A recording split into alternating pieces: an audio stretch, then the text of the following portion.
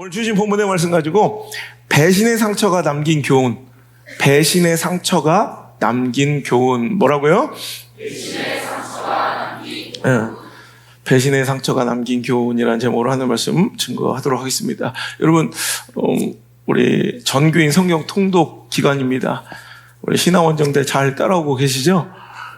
일본에서 되게 피곤한데 우리 신화원정대 순서에 맞춰서 말씀을 읽던 중에 그냥 갑자기 가슴이 탁 뭉클해서 그 자리에서 제가 받은 은혜로 새벽에 그냥 그 자리에서 받은 은혜를 기록한 말씀을 오늘 증거하도록 하겠습니다.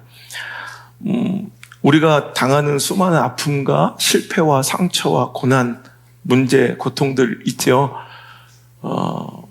물질의 문제도 있을 것이고, 어떤 사람은 진로의 문이 막혀 있는 사람, 또 상실의 아픔과 또 문제도 있을 것이고, 또 여러 가지 관계의 문제, 시련의 문제, 질병의 문제, 하여튼 우리 삶 속에 수많은 아픔과 고통과 문제들이 이제 공존하고 있습니다만, 여러분 어떤 아픔이 제일 고통스럽고 견디기 힘든 것 같아요? 여러분 수많은 아픔, 고통, 문제들 가운데 가장 우리에게 데미지를 많이 주고 가장 견디기 힘들고 가장 고통스러운 이런 문제와 아픔, 실패 중에 하나가 바로 이 배신이라는 키워드인 것 같아요. 배신. 왜냐하면 배신은 다른 사람에게는 당할 수 없어. 내가 어떻게 했던 사람들에게만 당할 수 있는 게 배신이에요? 내가 믿고 의지하고 마음 쏟고 사랑하고 그죠? 신뢰했던 사람에게만 받을 수 있어요. 여러분 사기당할 때는 여러분 아무한테나 당할 수 있잖아.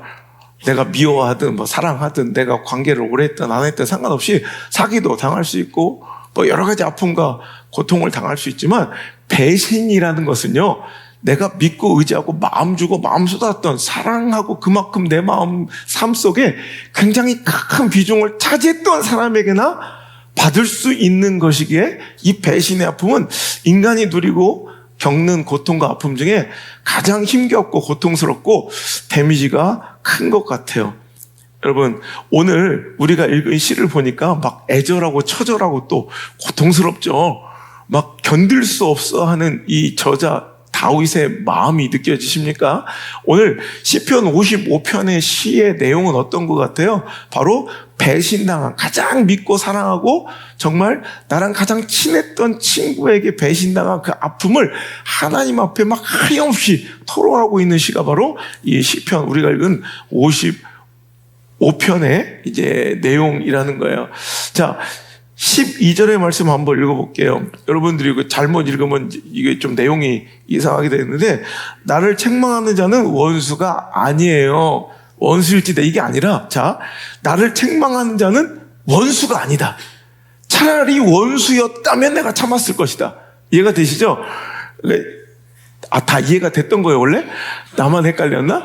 이 사람들이 잘못 읽으면 나를 책망하는 자는 원수가 아니라, 원수가 아니라 원수일진데, 이렇게 이어서 읽지만 그게 아니라, 나를 지금 아프게 한 사람은 원수가 아니야. 차라리 원수였다면 내가 참기가 쉬웠을 거야. 이해가 되시죠? 나를 오늘 안 좋은 일 있어? 다들?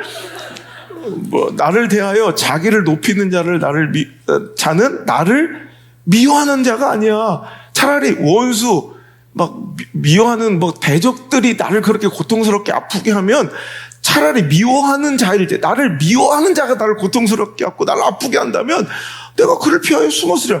그럼 나랑 별로 상관없는 거야. 그런데 진짜 아픈 건 뭐냐면 13절 시작. 그는 곧 너로다.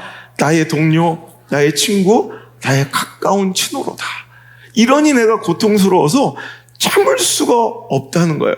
그러니까 9절에 내가 성내에서 강포와 분쟁을 보았사오니 주여 그들을 멸하소서. 그들의 혀를 잘라버리. 이렇게까지, 그죠? 혀를 잘라버리. 얼마나 마음이 상하고 아팠으면 어떤 때는 다윗의 시편을 보다 보면 대리만족 느낄 때가 있어요.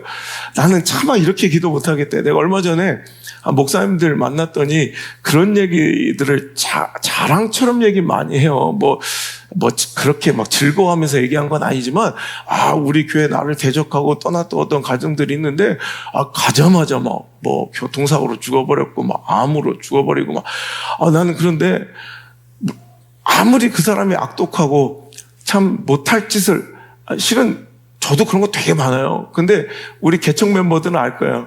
내가 그랬거든. 저는 우리 아버지 목회 옆에서 50년을 지켜보면서 진짜 그렇게 교회를 대적하고 막 진짜 쪼개고 적그리스도적 행위를 한 사람들이 정말 그렇게 진짜 막 보란듯이 하나님께서 드러내서 박살내시는 경우들을 너무 많이 봐서 어렸을 때 난 이게 너무 싫은 거야.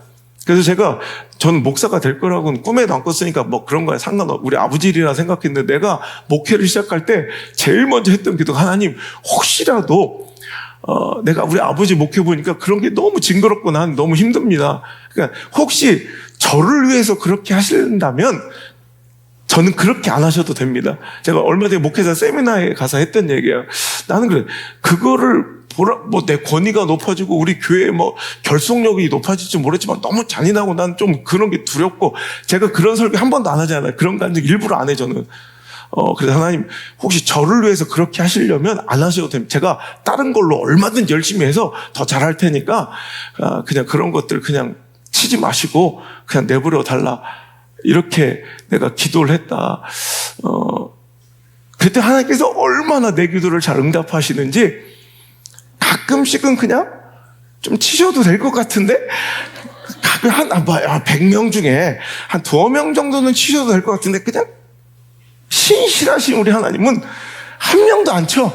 그래서 그런지 나를 만만하게 보고 너무 그냥 멋대로 하는 것 같아서 좀 가슴 아프긴 하지만, 저는 또 그래요. 난 이게 내 목회 평생에 나의 기도 제목 될 것 같아요. 이런 것 때문에 혀를 잘라버리고 이런 것보다는 저는 조금 교회가 좀 아름답고 향기롭고 평안했으면 좋겠다라는 생각, 좀 확 빨리 가고 뭔가 팍 크게 번창하고 이런 것보다 그냥 아름답게 꾸준히 은은하게 향기롭게 그렇게 keep going, 그냥 계속해서 전진하는 교회, 그냥 그런 성장하는 신앙, 깊어지는 영성. 여러분, 좀 이런 신앙이 좀 멋있지. 너무 전투적이고 한국교회는 너무 이렇게 극단적인 것 같아. 여러분, 하여튼 그래도 목회자의 아픔과 상처 중에 목회 가운데 가끔씩 저는 시편 55편을 읽어보며 대리만족할 때가 있다라는 거 그냥 좀 기억하셨으면 좋겠고요. 하여튼 이러면서 오늘 다윗이 엄청나게 가슴 아프고 배신을 당해서 가장 믿고 사랑했던 친구, 가장 가까웠던 사람들에게 배신당한 이 고통과 아픔을 하나님께 호소하며 오늘도 정말 애절한 통곡의 시를 이렇게 쓰고 있다는 거예요. 자, 그런데 오늘 시편 55편의 표제어를 한번 보세요. 퍼런 것이 이렇게 앞에 붙어있는 표제어 있죠? 그 뭐라고 써 있어요? 다윗의 인도절을 따라 현악에 맞춘 노래. 자, 여기서 다윗의 뭐래요? 맞쓰길이라고 돼 있죠. 여러분, 맞쓰길이라는 단어의 뜻이 뭐냐면 바로 교훈이라는 뜻이에요. 그러니까 다윗의 맞쓰길이라고 하는 것은 다윗의 교훈이라는 뜻이에요. 자, 그럼 보세요. 오늘 이렇게 뭔가 흉악하고 뭔가 이렇게 극단적이고 좀 무섭잖아요. 혀를 잘라버리고 죽여버렸으면 좋겠고 이런 얘기 하는데, 여기서 무슨 교훈을 찾을 수 있을까? 저는 여기서 갑자기 이런 생각 듭니다. 우리에게 배신의 상처는 참 고통스럽고 데미지가 커요.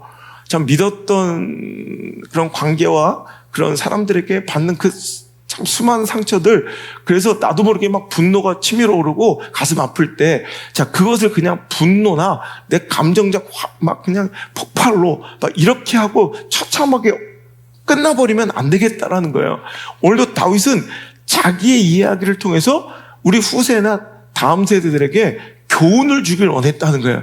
자기의 배신의 이 끔찍한 상처의 고통 속에서 그는 교훈을 남기기 위한 이 시를 썼던 것이, 이게 자기의 그냥 감정을 그냥 배설물처럼 쏟아내기 위해서 쓴 시가 아니었다는 것을 우리가 중점으로 바라보면서 오늘 어떤 교훈을 다윗의 이 시를 통해서 배워야 될 것인가? 아니, 우리는 우리의 배신의 상처들 있잖아요. 막 내가 믿고 사랑했던 사람들에게 받았던 그 배신의 상처 속에서 인생에 어떤 교훈을 얻어야 될 것인가? 이렇게 한번 접근해 보면 좋을 것 같아요. 그렇죠?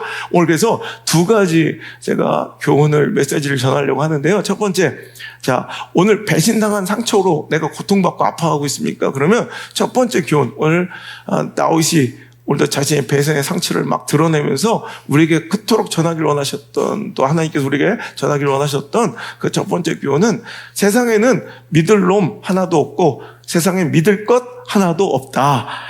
결국 하나님만 의지해라. 자, 믿을 대상은 하나님밖에 없다. 그죠? 그리고 그러니까 믿을 놈, 믿을 것 하나도 없으니, 자, 그 안에서 또 두 가지 주제를 정하면 하나님만 의지해야 되고 도망치는 건 답이 아니다.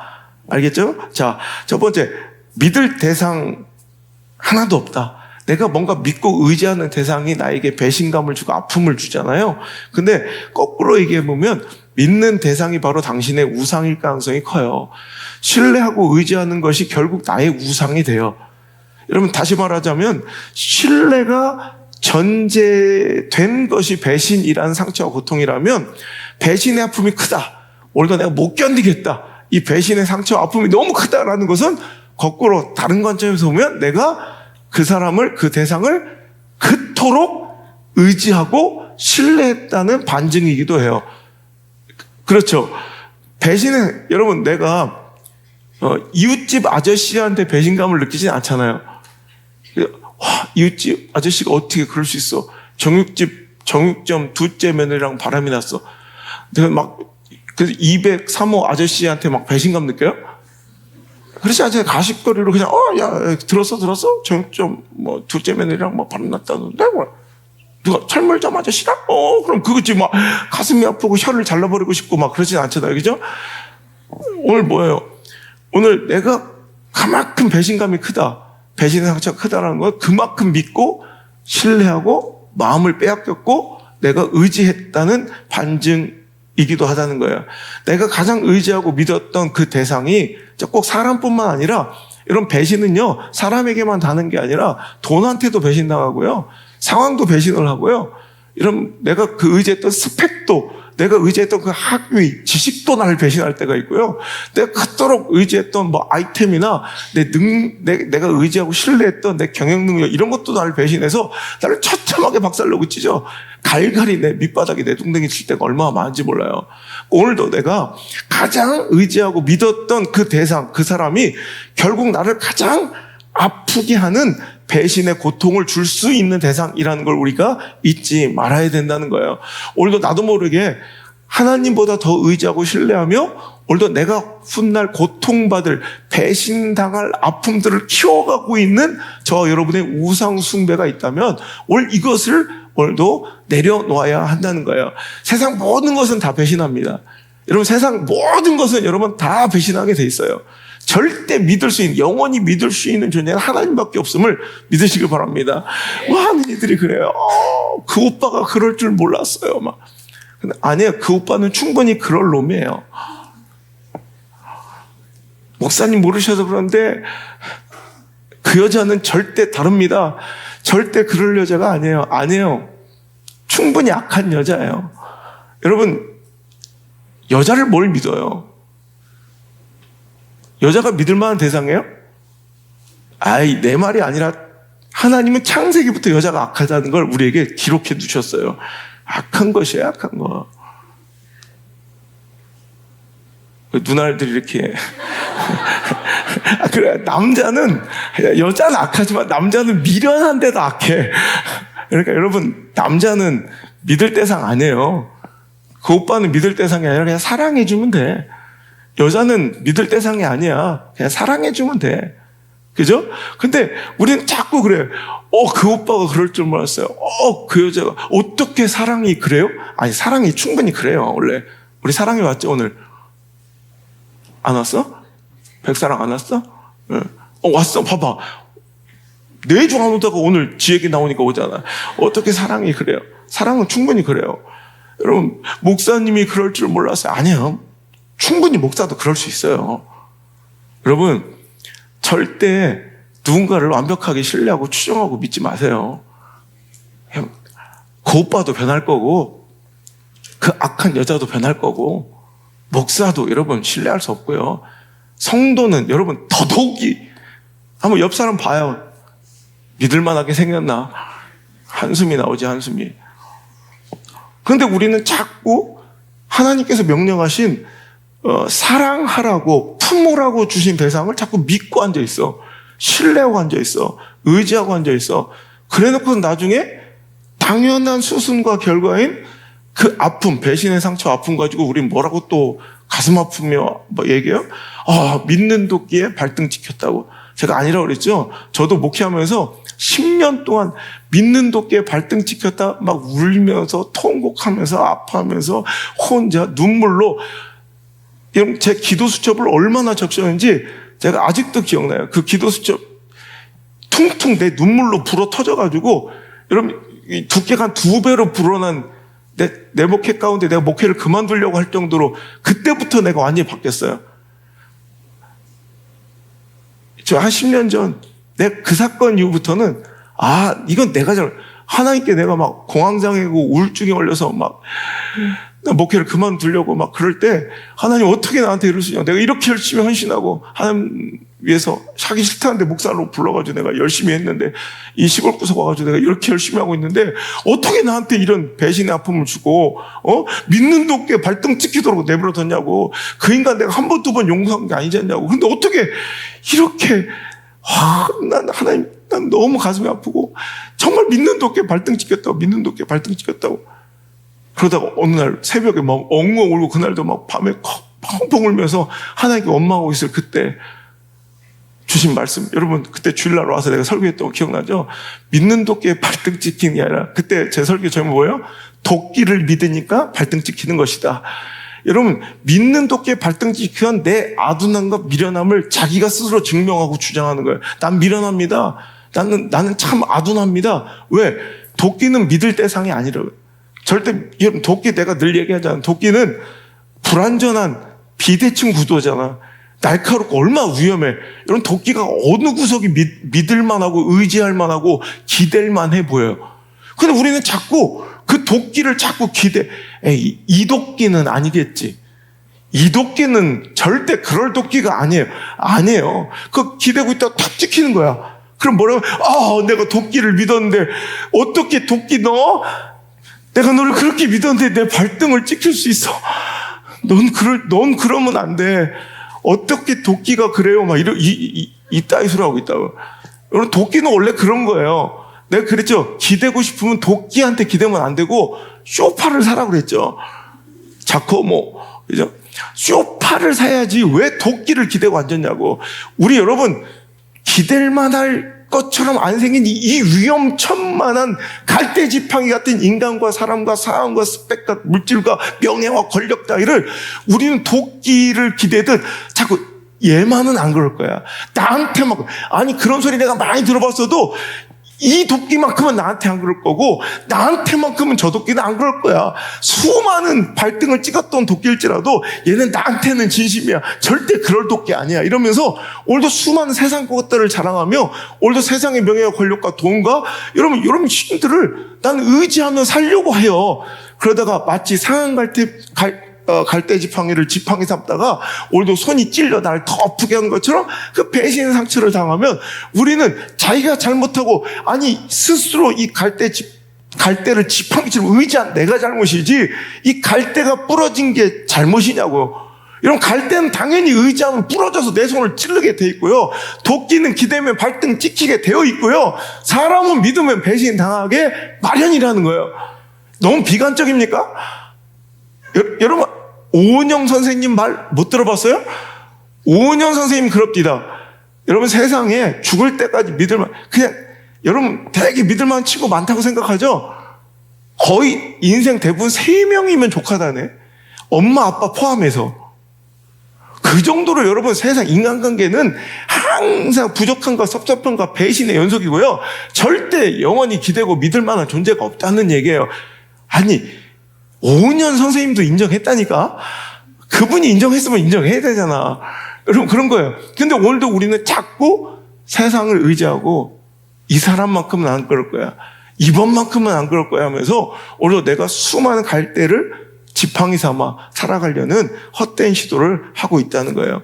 여러분, 다시 한번 얘기하지만 사람은 믿을 존재가 아니라, 여러분, 세상의 스펙과 권력과 여러분 이런 것들은 의지할 대상이 절대 아니라 상한 갈대라.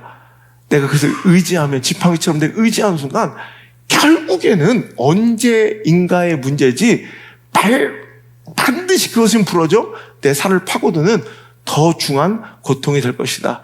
오늘도 이 사람만큼은 아닐 거예요 라고 자기에게 확신을 심어주며 체면을 걸며 오늘도 믿고 싶은 그 사람은 누구입니까? 그 대상은 누구입니까?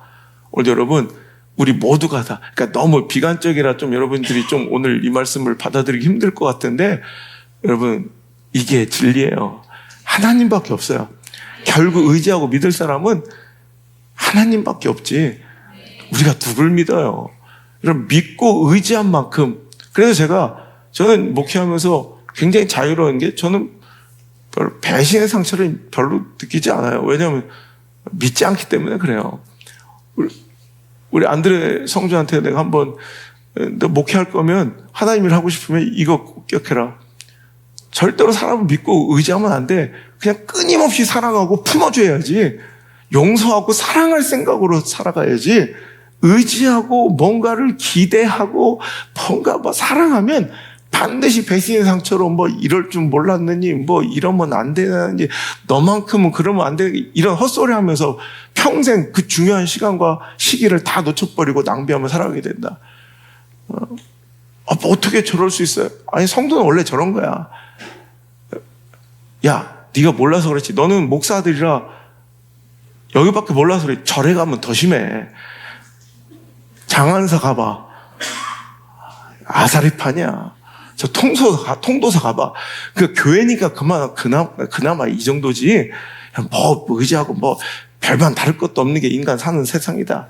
여러분, 그러니까 오늘 여러분 믿는 도끼에 발등 찍었다고 오늘도 징징거리고, 여러분 그것은 원래 제대로 된 신앙이 아니에요. 믿는 도끼에 발등 찍었다고 배신의 아픔과 상처를 막 호소하며 낙심하고 널브러져 있는 것 자체도 불신앙이에요. 왜? 그만큼 내가 하나님의 명을 어기고 하나님의 창조 질서와 가르침을 자꾸 내가 어기고 자꾸 다른 것에 한번 기대를 두고 내가 뭔가 의지하고 신뢰했던 만큼 찾아온 것이 배신의 아픔이기 때문에, 오늘도 여러분, 실은 배신감은 내가 피해자인 듯하지만 오늘도 내가 불신앙의 주체일 수 있다는 것을 기억하시고, 오직 하나님만, 여러분 절대 변하지 않고 절대 배신하지 않는 분은 하나님밖에 없어요. 하나님밖에 안 계세요. 이거 믿으시길 바랍니다. 여러분, 그래서 어느 정도 선 안에서 우리는 서로 배려하고 사랑하고 이해하고 품어줘야지, 여러분 의지하고 신뢰하고 뭔가를 거기다가 기대했다가 다가오는 그 배신의 상처를 오늘도 오히려 거꾸로 또 신앙의 또 침체와 또 퇴보, 후퇴로 여러분 발전시키지 않도록 여러분 잘 오늘도 그 배신의 마음을 잘 다스릴 수 있는 저 여러분 되시길 주의 이름으로 축복합니다. 두 번째, 오늘도 하나님 믿을 놈 하나도 없다. 그러니 어떻게 해요? 우리는 막 절망돼서, 여러분 어떤 때 내가 배신의 상처를 겪었을 때 가장 내가 위기였던 것을 생각해 보니까 분노보다 더 힘든 게 자포자기 포기하고 싶은 마음이에요. 정말 제가 지금도 가만히 생각해 보면 내가 그때 2016년도에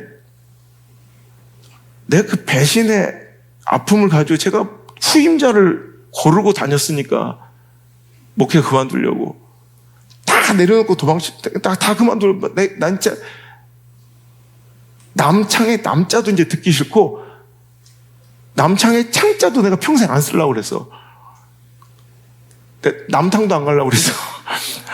내 창문도 이제 안 열려고 막 남창 들어와서 내가 다시는 안 문다 내가.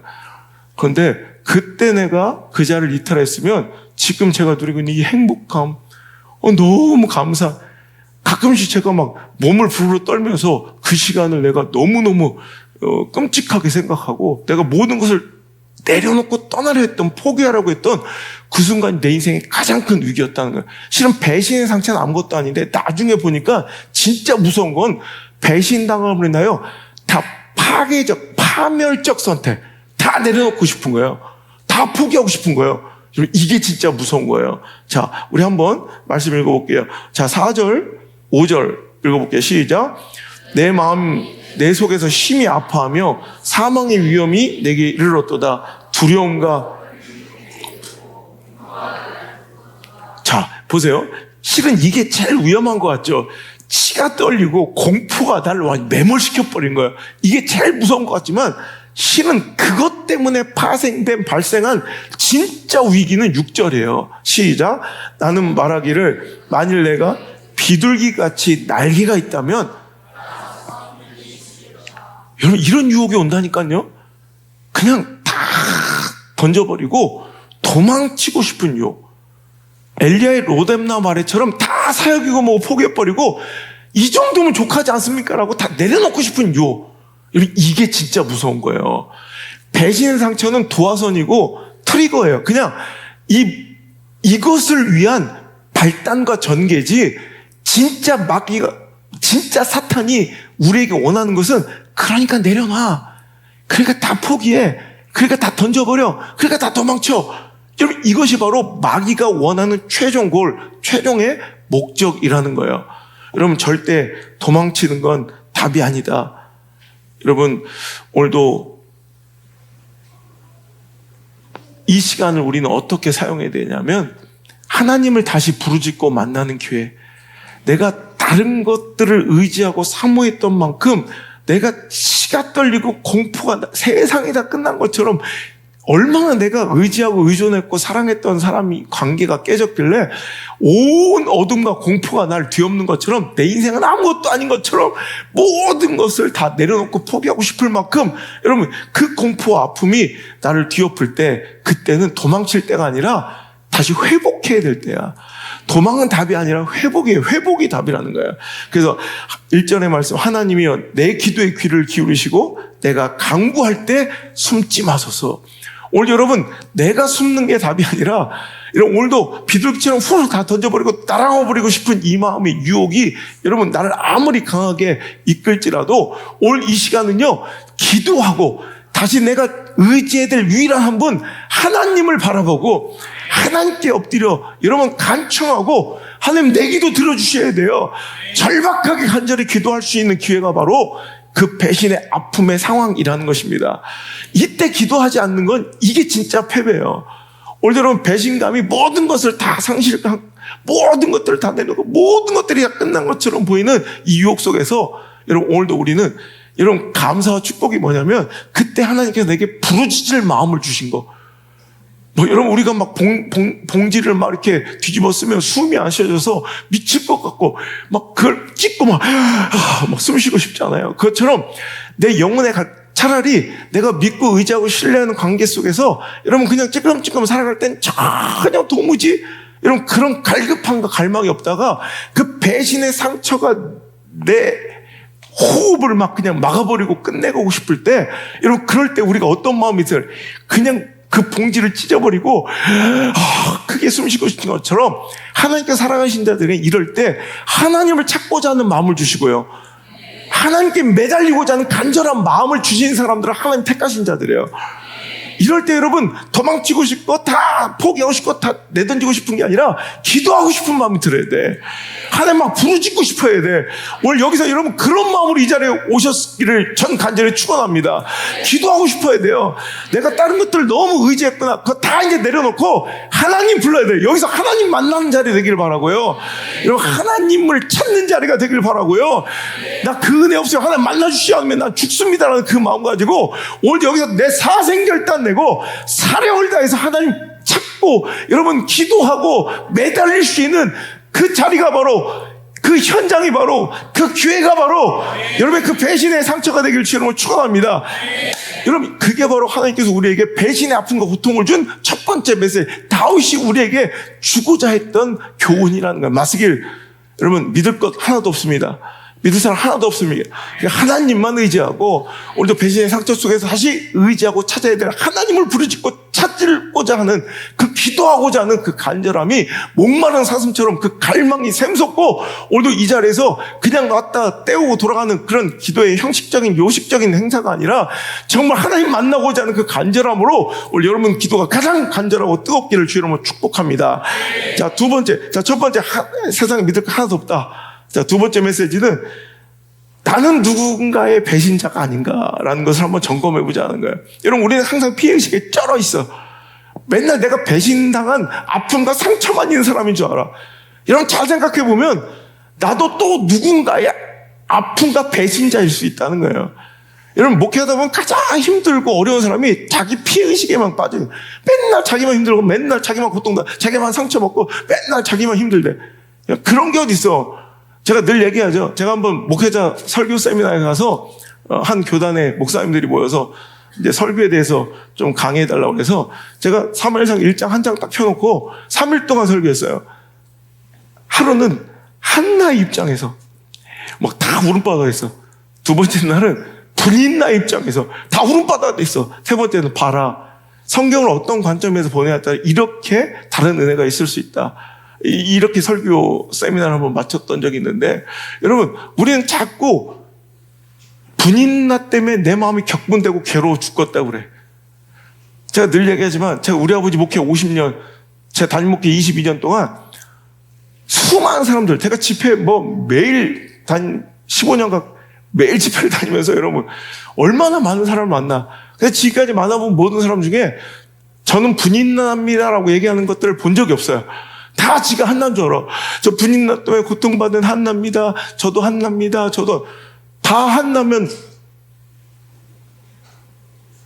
여러분, 다 한나면 누가 분인나야? 여러분, 이 중에 절반은 여기 다 분인나야. 당신도 누군가의 분인나야. 근데 나는 다 한나인 줄 알아. 이 한나 콤플렉스에 빠져가지고 나는 맨날 피해 입고 아프고 상처받고 고통당하는 피해자 코스프레 하면서 맨날 이런 발전 없는 구질구질한 답보 상태인 신앙생활을, 여러분, 이거 끝내지 않으면 절대 발전이 없어요. 절대 성장이 없어요. 이런 피해의식, 피해자 코스프레 그만하고 이제는 나의 잘못도 되돌아볼 수 있는 성숙감 속에서 진짜 발전이 이루어지지, 맨날 징징거리가 아프다고 피해의식에 빠져있을 때는 절대 전진은 이루어지지 않아요. 위로는 받을 수 있을지언정 전진이 이루어지고 싶으면 나를 과감하게 성찰하고 객관적으로 들어볼 수 있을 때만이 이런 발전이 이루어진다는 거예요. 그렇다면 나도 한나이기 전에 누군가의 분인나일 수 있다는 생각을 해봐요. 오늘 여러분 보세요. 오늘 다윗의 입장에서도 오늘도 얼마나 고통스럽고 아팠으면 혀를 다 잘라버리고 싶고 막 저것들 막 스올 지옥에 다 던져버리고 싶고 막 이런 얘기를 하잖아요. 자, 물론 고통제, 배신의 아픔 중에 당면 아픔 속에서 막 그런 저주를 퍼볼 수 있어. 하지만 결국 보면 이런 다윗의 입장만 볼 것이 아니라, 자, 보세요. 오늘 얼마나 아팠기에, 자, 13절. 이 배신을 나에게 이 고통, 배신감을 준 이 고통을 준 사람이 바로 너래. 그 너가 누구야? 나의 동료, 나의 친구, 나의 가까운 친구 아니었냐라고 얘기하는 걸, 여러분, 신학자들이 많은 것을 근거로 오늘 이 시편 55편을 다윗이, 자, 압살롬의 반역 때 자기 아들 압살롬의 배신뿐만 아니라 압살롬의 반역 때 가장 먼저 그의 편에 서서 그에게 권위를 주고 그에게 모략과 쥐략을 이제 공급했던 자기의 모사, 자기의 절친, 자기 베스트 프렌드고 자기가 가장 신뢰하고 자기가 개국공신이면서 자기가 지금까지 가장 믿어서 자기 모든 이 전국의 대소사를 다 의논하고 맡겼던, 나를 가장 잘 많이하고 내가 가장 모든 것을 오픈했던 모사가 누구예요? 아히도벨이 오늘 이 다윗이 그렇게 피눈물을 흘리며 고통받고 있다고 배신당했다고 생각하는 그 주인공으로 아히도벨의 배신을 여러분 추정하는 신학자들이 굉장히 많아요. 자, 아히도벨이 내가 그렇게 믿어서 내 모든 정책을 다 관할하고 모든 전략과 전술을 그에게로 받고 내 모든 혼란스럽고 갈등하는 모든 문제를 그에게 다 의논했다고. 그는 친구였고요. 마치 이 다윗 왕조의 제갈공명 같은 이에요. 근데 내 아들 압살롬이 반역을 일으킨 것도, 구테타를 일으킨 것도 진짜 미치겠는데, 거기 가장 먼저 달려가 그의 편에 선 것이 내가 가장 믿었던 아이도벨인 게 미치긴 거예요. 여러분 이해가 되시죠? 다윗에게 있어서 아이도벨은 너무너무 소중하고 가장 친밀하고 가장 믿었던 존재이기 때문에 차라리 압살롬보다 아이도벨의 반역의 동참이 가장 고통스럽고 피눈물 났을 다윗의 오늘 정말 통곡에 피눈물 나는 고백이 바로 시편 55편이에요. 자, 그러면 생각해 봅시다.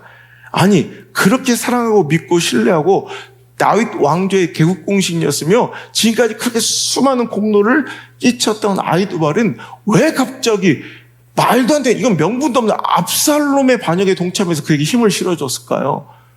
그런 생각 안 해봐서 아이도벨은 왜 다윗을 버리고 이 말도 안 되는 이 압살롬의 편에 가서 그에게 처음 이 구테타가 일어날 때 아이도벨의 동참이 그의 구테타에 굉장히 많은 권위와 힘을 실어준 것이기 때문에 압살롬의 이 반역이 시작될 수 있었거든요. 아이도벨은 왜 그랬을까요? 이런 생각 안 해보셨어요? 아이도벨은 왜 반역했을까? 왜 다윗을 버렸을까? 갑자기 느닷없이 왜?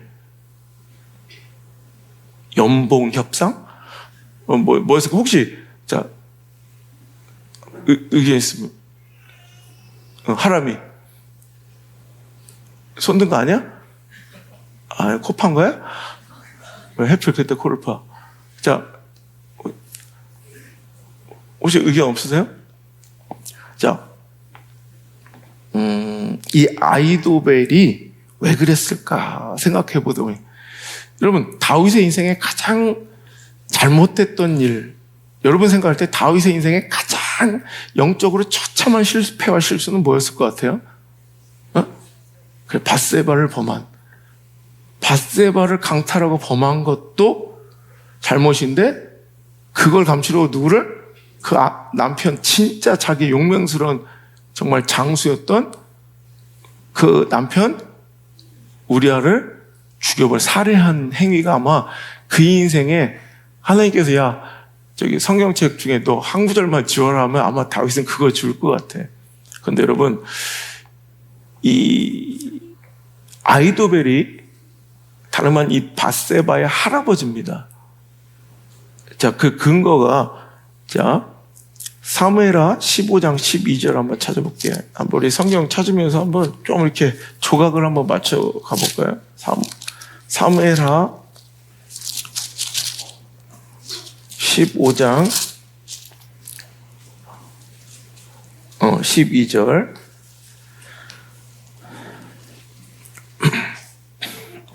읽어보겠습니다. 사무엘하 15장 또 분명해서 4명은 사무엘상 찾고 있는 애들도 있어. 사무엘하 15장 12절 자 찾았어요? 시작. 제사 드릴 때 압살롬이 사람을 보내 다윗의 모사 길로 사람 아이도벨을 그의 성 길로에서 청하여 왔다. 자, 오늘 이 모사가 지략가 제갈국면 아이도벨은 어디 사람이래요? 길로 사람이다. 자, 그러면 그 다음에 또 퍼즐을 맞춰볼게요. 사무엘하 23장. 자, 길로 사람 아이도벨이에요. 근데 그 다음에 사무엘하 23장 34절 한번 34절 시작. 마가 사람의 손자 아이스베의 아들 엘리벨렉과 길로 사람 아이도벨의 아들 엘리암이에요. 자, 보세요. 자, 이 그냥 아이도벨 동명이인이 아니라 길로 사람 아이도벨 맞죠? 길로 사람인데 그 아이도벨에게 아들이 있는데 그 아들의 이름 뭐다? 엘리암이다. 그래요. 자, 그러면 이제 역대상으로 역대상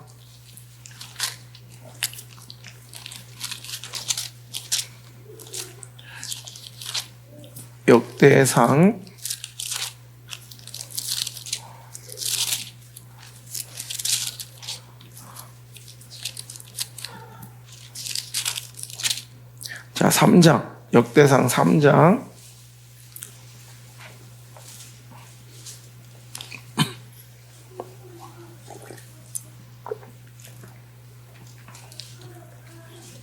자, 3장 5절 한번 읽어볼게요. 시작.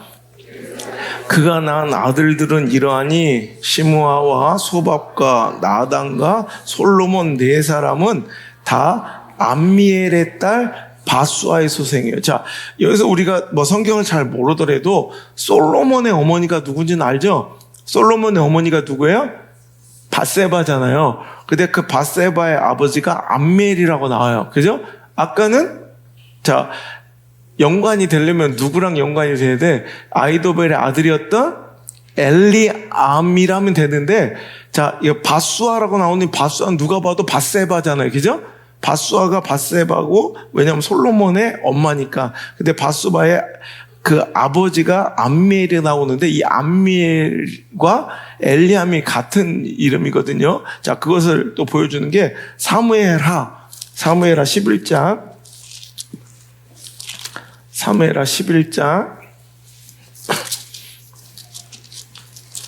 11장 자 3절 사무엘하 11장 3절 자 시작.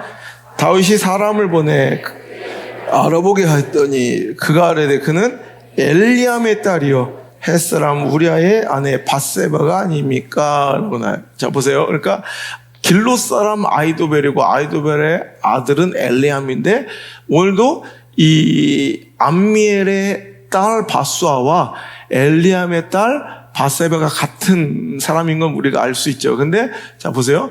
자 연관해 보면 길롯 사람 아이도벨 그 아들은 엘리암 혹은 암미엘이라고 불리고 그 딸의 이름이 다름 아닌 밧세바 바수아라는 거예요. 자 이해가 되시죠? 자 그러면 아이도벨의 입장에서는 잘 살고 있는 내 손녀딸을 내가 당신을 위해서 이렇게 열심히 목숨 걸고 인생 바쳐서 당신의 왕국과 당신의 권위를 위해서 이렇게 살았는데 어떻게 당신이 이럴 수 있어? 내 손녀딸을 강탈했고 거기다 내 손주 사위를 살해한 원수가 된 거예요, 다윗은. 이제 이해가 되시죠? 그러면 다윗은 오늘 시편 55편에서 어떻게 나의 원수가 나를 이렇게 차라리 원수가 나를 배신하고 나를 미워한 대적자들이 나를 미워하는 건 내가 괜찮은데 내 친구 가장 사랑하는 네가 나를 어떻게 배신할 수 있어? 라고 생각하지만 거꾸로 얘기해보면 아이도벨 입장에서는 내 가장 사랑하는 여러분 손녀 솔직히 아들 딸보다 내리사랑이라고 손주 손녀는 더 귀하죠. 안 나봐서 몰라요? 더 귀할걸? 아니면 말고 하여튼 그런데 여러분 자기 입장에서 그 손녀를 인생을 갈기갈기 찢었잖아 다윗이. 그럼 아이도벨 입장에서는 다윗이 배신자 아닐까요? 여러분 오늘도 우리는 숱한 자기중심적 사고에서 그냥 상대편이 나를 아프게 했고 상대가 나를 상처 줬고 상대가 나를 배신했다고 생각하지만 나도 수없는 배신자야. 내가 한나라고 생각하지만 나도 수많은 사람들의 분인나 역할을 여러분 난 지금 성실히 아주 수행하고 있는 우리들일 수 있다는 거예요. 여러분 그러니까 오늘도 나는 누군가의 배신으로 인해서 분노하고 아파하기 전에 나는 또 누군가의 배신자 또 그의 피눈물과 통곡의 주인공이 내가 아닌지 점검해 볼 수 있는 그런 좀 성숙함이 우리에게 좀 있었으면 좋겠다는 거예요. 여러분 오늘 그러니까 우리가 읽은 시편 55편은요 제가 그런 의미에서 다시 한번 읽고 읽었더니 내린 결론이 뭐냐면 다윗은 정말 저 인간을 혀를 잘라버리고 지옥에 보내고 싶어 이 시를 쓴 게 아니라 마쓰기래야 교훈이야. 자 우리 서로 다 서로에게 상처 주고 배신감을 주고 있는 우리 인생인데 그래도 제발 너희들은 그 후세 오늘 이 말씀을 읽을 우리들까지 다 계획하신 성령의 감동으로 쓰여진 이 성경은 뭐라고 말씀하냐 아무리 그 배신감에 치를 떨어도 자 아이도벨 같은 다윗도 잘못했고 아이도벨도 잘못했다는 거예요. 오늘도 아무리 네가 치를까 떨리는 배신감에 오늘도 이 복수심과 감정적인 선택으로 하나님이 누가 봐도 하나님이 세우신 하나님 편인 오히려 하나님의 그 권위와 질서가 아닌 다른 편에 섰을 때 오히려 그것이 그 배신감으로 인한 내 할 수 없는 선택이었을지라도 정말 재앙과 비극의 주인공은 아이도벨 자신이 된다는 거. 결국 여러분 아이도벨의 최후는 어떻게 되는지 아세요? 아이도벨은 자 사무엘 찾은 게 사무엘 하 17장. 엄청 후회하는 인생을 살았어요. 그러니까 아마 그는 이 배신감과 복수심 아니었으면 이 선택 안 했을 건데 배신감의 상처를 다스리지 못한 자의 최후가 이렇다. 자, 사무엘하 17장 23절. 자, 시작. 아이두벨이 자기 계략이 시행되지 못함을 보고 나귀의 안장을 지고 일어나 고향 길로 돌아가 자기 집에 이르러 집을 정리하고 스스로 목매어 죽었더라. 오늘 보세요. 오늘 다윗은 이걸 얘기하고 싶었던 것 같아. 나도 지금 복수심에 혀를 잘라버리고 싶고 그거 다 지옥에 던져버리고 싶어. 하지만 오늘 내가 경험한 우리 하나님은 어떤 분이시다? 절대로 의인의 영원히 요동함을 허락지 않는 분이니까 아무리 내가 분노나고 오늘도 감정적으로 뒤틀리고 배신감에 치를 떨어도 그 공포가 모든 것을 날 뒤덮는 것 같고 끝장난 것 같아도 절대로 극단적인 선택하지 말고 그래서 다 내려놓고 도망치는 거나 막 다 포기해버린 극단적인 선택하지 말고 오히려 그 시간을 어떤 기회로 하나님을 구하고 여호와를 찾고 기도하는 기회로 삼을 뿐더러 또한 나도 성숙하게 이 고통이 나로부터 시작된 원인된 당연한 수순이었을 수 있다는 걸 꼭 기억해야 된다는 거예요. 그리고 나도 또 지금 또 이 배신감에 또 그 집안을 다 막 쑥대밭을 만들고 이런 복수의 시작을 해서는 안 된다는 걸 자기가 지금 알고 있는 거예요. 왜? 아이드롭의 결론은 그래서 그 배신감에 치를 떨다 그는 그 배신감의 상처를 결국 잘 이겨내지 못하고 그리고 악한 편 압살롬에 서서 감정적인 반응과 선택을 했다가 어떻게 됐어요? 자기 스스로 목을 메어 죽는 지옥 가는 선택을 하게 됐다는 거예요. 그러니까 제발 너희들은 나처럼 이 분노가 치밀어 올라도 절대로 극단적인 선택하지 말고 극단적인 결단 내리지 말고 여러분 인간이 얼마나 자기 파괴적 선택을 잘하는 존재인지 제가 늘 얘기하죠. 오히려 되게 합리적이고 이성적이고 똑똑하고 막 야가 빠지고 계산적인 것 같은 인간들이 가장 미련해요. 절대 동물들은 어떤 배신감이나 감정적인 것 때문에 자기 파괴적 선택을 안 하는데 오로지 유일하게 인간들만 오히려 자기 파멸과 특히 배신감에 치를 떨 때 오히려 자기를 파괴하는 선택을 해요. 자기를 오히려 파괴하는 선택들을 얼마나 많이 하는지 몰라요. 절대 그러면 안 된다는 거예요. 오히려 그럴 때일수록 하나님 앞에 나와 하나님이 오늘 이 모든 것들을 풀어줄 때를 기다리며 의인의 영원히 요동침을 허락할 뿐이 아니라는 걸 믿고 오늘도 하나님만 바라고 하나님만 구하고 하나님만 의지하는 그런 성숙한 성도가 되었으면 좋겠습니다. 여러분 이런 똑같은 사람은 있어요.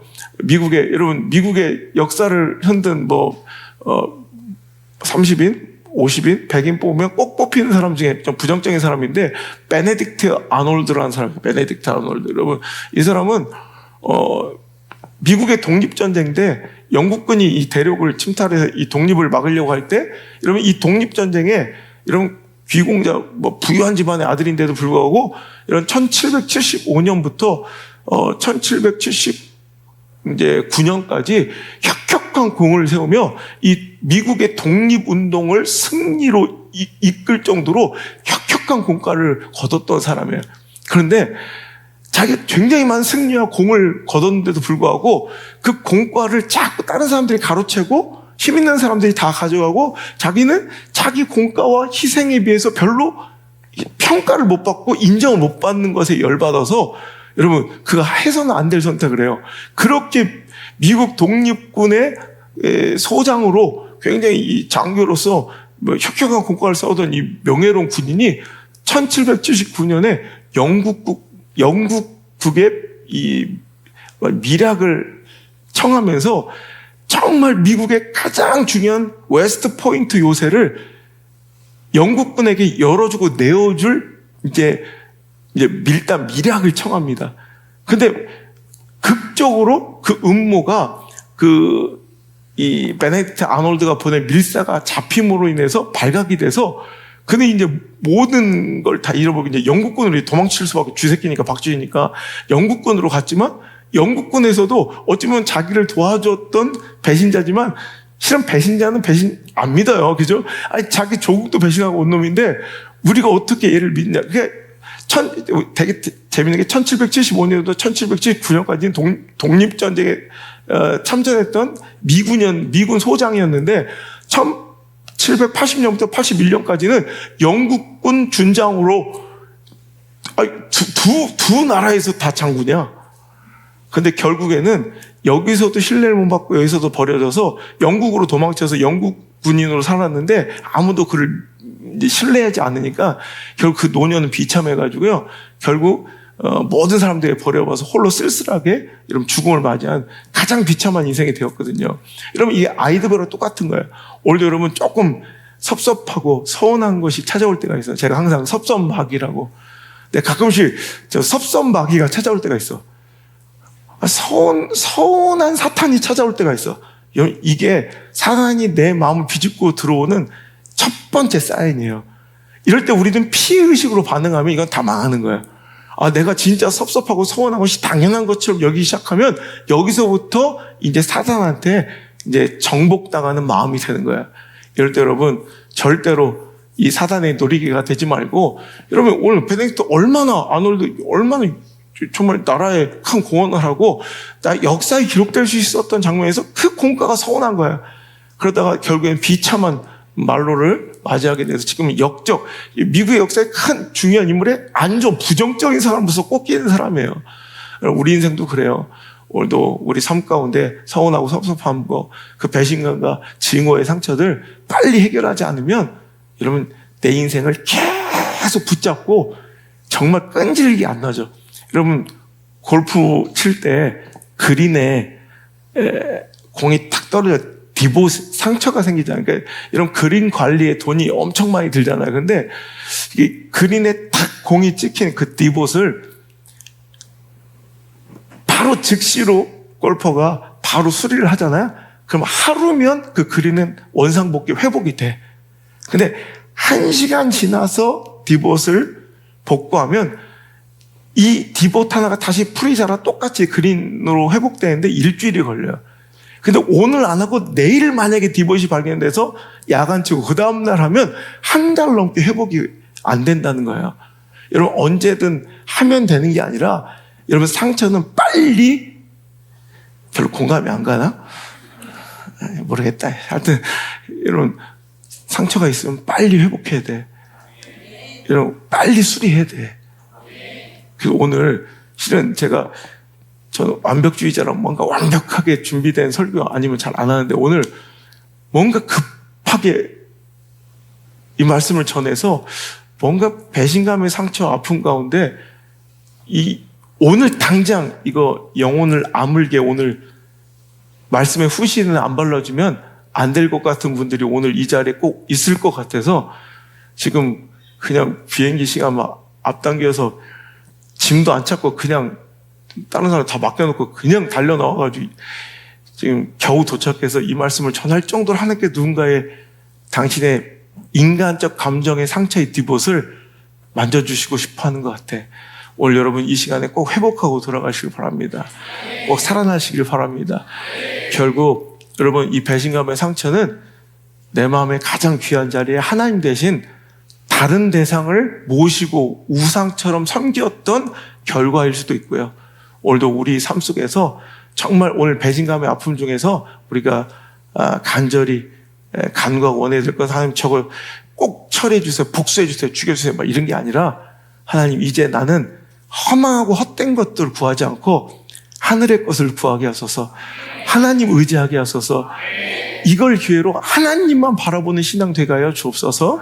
그리고 또한 내 마음의 가장 소중한 그 자리에 오직 하나님밖에 들어올 수 없습니다. 우리 그 기도를 오늘 간절히 하시고 돌아갔으면 좋겠어요. 먼저 찬양으로 결단하고 그 기도를 여러분 오늘 정말 간절하게 하나 앞에 내어드리고 돌아가는 귀한 날 되길 바랍니다.